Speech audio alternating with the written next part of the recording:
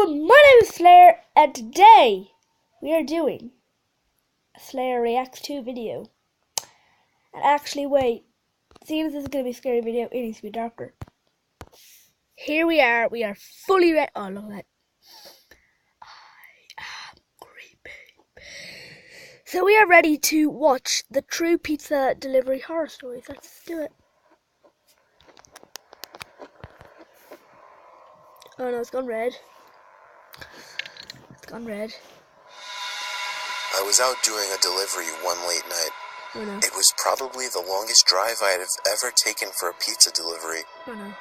From the pizza place I worked at, it was a 20-minute drive, which isn't too crazy out where I live. No. Plus, they ordered 4 large pies, so I figured it was a party and I would get a much bigger tip. Navigating the dirt roads at night was always annoying, though. I pulled up to the given address. It was some old, sketchy-looking building, literally in the middle of a forest clearing. Oh no. There were no cars parked anywhere, or any lights on. I put my car in park and called my boss. I asked him to reread the address at least 3 times to make sure I typed it in right, but that checked out. I could tell he was in a really bitchy mood, and he told me to at least knock on the door and check it out. He would normally get mad if we took back 1 pie, but I was afraid of what he would do if I brought back 4. I was insanely unnerved, but got out anyway and forced myself to the front door of the building. There was no doorbell, so I just knocked really hard. Oh no. I heard nothing and didn't really expect to hear anything. I was extremely disappointed, not because nobody answered the door, but because I was realizing that it was all a waste of time and gas. I knocked one more time out of desperation, and then began to hear some kind of rustling noises from inside of the building.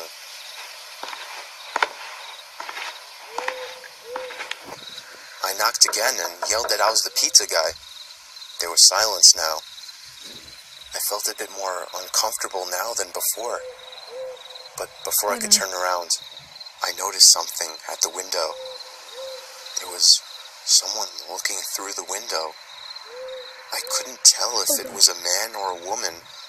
All I noticed were their eyes. Their eyes were open wider than I knew possible, staring intently at me. I was disturbed enough by this and dropped the pizzas and ran back to my car.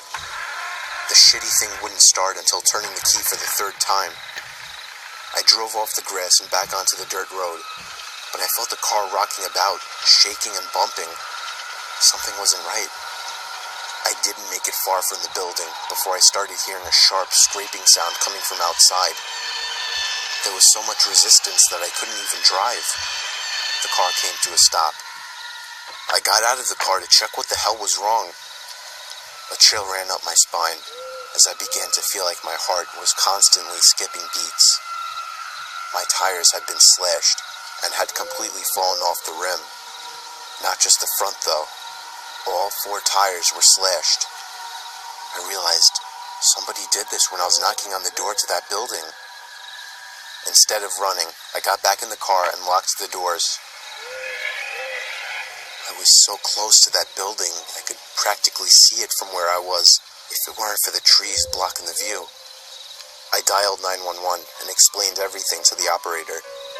She told me the cops would be over as soon as possible and that I need to stay hidden. I asked her if it was advisable to stay in the car or run, and she told me it would be best to stay in the car with the door locked. She asked me to stay on the line with her until the cops arrived. My whole body was shaking. In all directions, there was nothing but dark, seemingly endless forest. I knew it would take forever for the cops to get there. I was not comfortable with sitting in that car so close to whoever did this. The next part, though, is what utterly destroyed me. It still shakes me to this day, and I hope nobody ever has to experience this kind of fear. As I was scanning all the windows, making sure nobody was outside, I looked in the rearview mirror, and there was the same person. Oh no. The same person I saw at that window. Eyes open wider than ever. I could see now that it was a woman, and I could ever so slightly see a smile begin to spread across her face. I opened my door and full-on sprinted into the woods, not caring how much noise I made. I ran until I was out of breath, which didn't take long, and I hid behind a giant log on the ground. I tried to cover my loud breathing with my hand as I waited and waited for what felt like hours, until I finally heard sirens in the distance. I gathered up all the stamina I had left to run all the way back in the direction of the dirt road.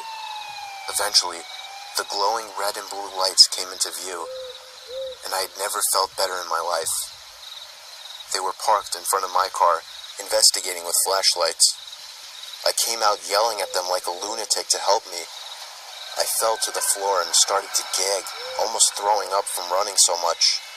They picked me up and began to question me, to which I explained everything to the best of my ability. One of the two cars drove over to the building, and the two officers began to search the building. They came back with nothing except for a couple of spiky objects. These objects were exactly the same as the ones used to slash my tires.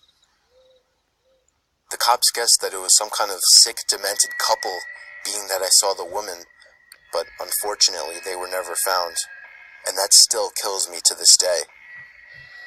I obviously quit my job right after that and started working at a local grocery store. I know that I'll never forget seeing that woman at the back of my car.